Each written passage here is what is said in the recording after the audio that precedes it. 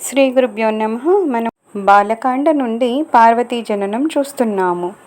సతీ భరత హరి సనబరుమాగా జనమ జనమ శివ పద అనురాగా तहि कारण हिम गिरि गृह जाई जनमी पार्वती तनु पाई जबते उमा शैल गृह जाई सकल सिद्धि संपत्ति तह जाई जहाँ तह मुनि सु आश्रम कीन्हे उचित वास हिमा भूधर दीन्हे.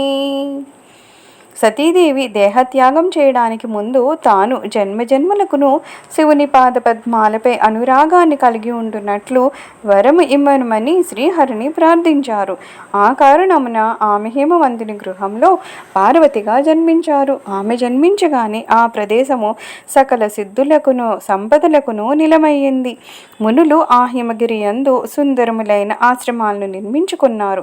హిమవంతుడు కూడా వారికి యథోచితమైన స్థానాలను సమకూర్చారు. సదా సుమన ఫల సహిత సభా ద్రుమనవనానా జాతి ప్రగటి సుందర శైల పరా మణి ఆకర బహుభాతి. ఆ మహోన్నత దివ్య పర్వతము నానావిధ ఫల పుష్పభరితమై నూతన వృక్షాలతో శోభిల్లుతూ ఉన్నది. అనేకములైన మనుల గనులు కూడా అక్కడ వెలిసాయి.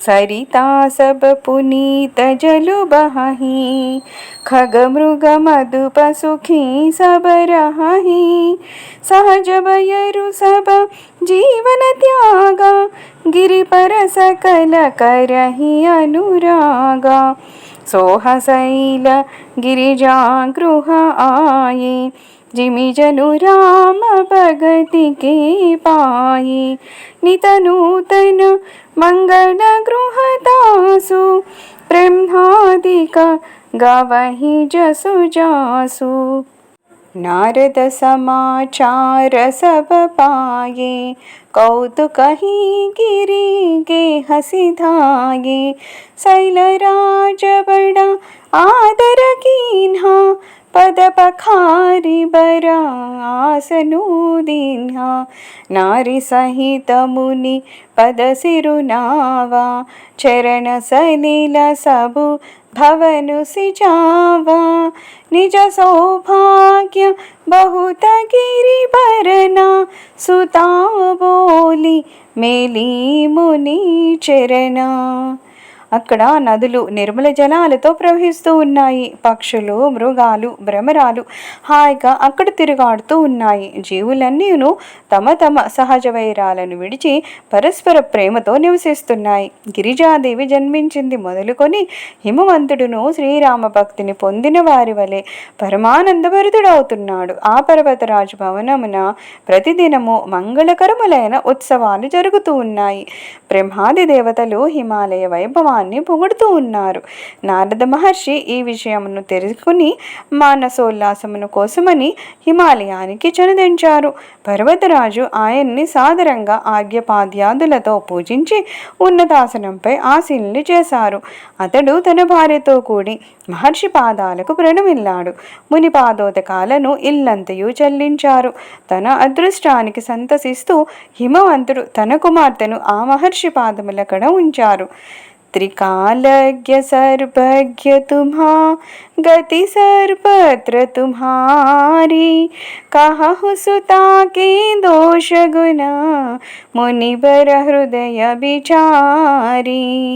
హిమవంతుడు నారద మహామునితో ఇలా పలుకుతున్నాడు. మహాత్మా, మీరు సర్వజ్ఞులు, త్రికాలవేదులు, సర్వలోక సంచారులు కావున బాగుగా యోచించి ఈ బాలిక గుణదోషాలని తెలపండి. कह मुनि बिहसी गूढ़ मृदु बानी सुता तुम्हारी सकल गुण कानी सुंदर सहज सुशील सयानी नाम उमा अंबिका भवानी सबलचन संपन्न कुमारी हो यही संतत बियहि बियारी सदा अचल यही कर अहि वात यही तेजसु पै हहि पितु माता होई पूज्य सकल जग माही यही सेवत कछु दुर्लभ नाही यही कर नाम सुमिरि संसार त्रिय चढ़ी हहि पति व्रत असीधारा शैल सुलक्षण सुता तुम्हारी सुनहु जे अब गुण दुई चारी अगुण अमान मातु पितु हीन ఉదాసీన సభ సంశయచీన. నారదుడు నవ్వి కోమలమైన వానితో పరమరహస్యాలను ఇలా పలికాడు. మీ కూతురు సకల సద్గుణ రాశి, సహజంగానే సౌందర్యవతి, సుశీల, వివేకవతి. ఈమెకు ఉమా, అంబికా, భవాని అనునవి పేర్లు.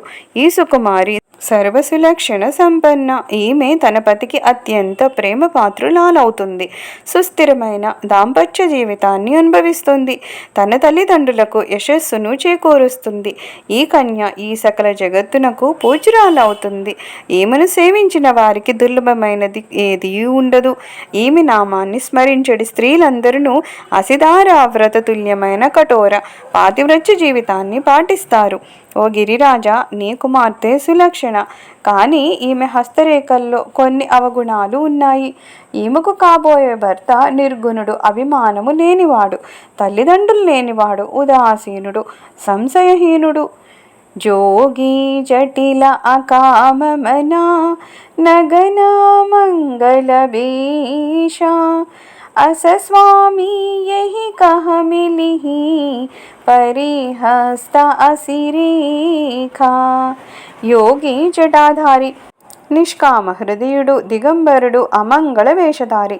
ఇట్టి లక్షణాలు కలిగిన వాడు ఈమెకు భర్త అవుతాడని ఈమె చేతిరేఖలు తెలుపుతున్నాయి. సుని ముని గిరా సత్య జియ జాని दुख दंपति उमा हर्षानी नारद हो यहाँ बेदु न जाना दसाएक समुझ बिलगाना सकल सखी गिरिजा गिरि मैना पुलक शरीर बरे जल नैना होइन मृषा देव ऋषि भाषा उमा सोबचन हृदय धरि राका उपजु शिव पद कमल सनेहु मिलन कठिन मन भासंदेहु जानिकु अवसरु प्रीति दुराई सखी चंग बैठी पुनि जाई झूठ न होई देव ऋषि बानी सोचहि दंपति सखी सयानी उरधरि धीर कहाई गिरिरावु कहु नाद का करियవు పావు. నారదుని వచనాలను విని అవి సత్యాలే అవుతాయని తలంచి హిమవంతుడు ఆయన భార్య అయిన మేనాదేవి మిగులు వగచారు. కానీ పార్వతీదేవి మాత్రము ప్రసన్నురాలయ్యున్నది. నారదుడు ఈ భేదాన్ని గ్రహించలేదు. ఏలనన బయటకి వారి స్థితి ఒకే విధంగా కనిపించినప్పటికీ వారి అంతర్గత భావాలు వేరువేరుగా ఉన్నాయి. పార్వతియు ఆమె సకులును హిమవంతుడును మైనాదేవియు అందరూ పులకిత గాత్రులయ్యారు, బాష్పాకృత నేత్రులయ్యారు. దేవర్షి మాటలు అసత్యాలు కానేరవు అని తలచి పార్వతీదేవి ఆ మాటలను తన మనసులో నిలుపుకొన్నది. ఆమెకు శివపాద పద్మములపై భక్తి అంకురించింది. కానీ ఆయన్ని కలియడము కష్టమని ఆమె తలంచింది. అది సరి అయిన సమయం కాదని తన ప్రేమను మనస్సులోనే దాచుకొని సఖియుడిలో చేరింది. దేవర్షి వచనాలు సత్యాలే అగునని భావించి హిమవంతుడు, మైనాదేవి, ఆమె సకులు మున్నగు వారు మిక్కిలి చింతాకాంతులయ్యారు. పర్వతరాజు ధైర్యాన్ని వహించి కర్తవ్యాన్ని ఉపదేశించమని మునీశ్వరుని అడిగారు. कहमुनि सहिमवंत सुनो, जो विधि लिखा लिलारा। देवदनुजनर नागमुनि, కోవున మేటనిహారా.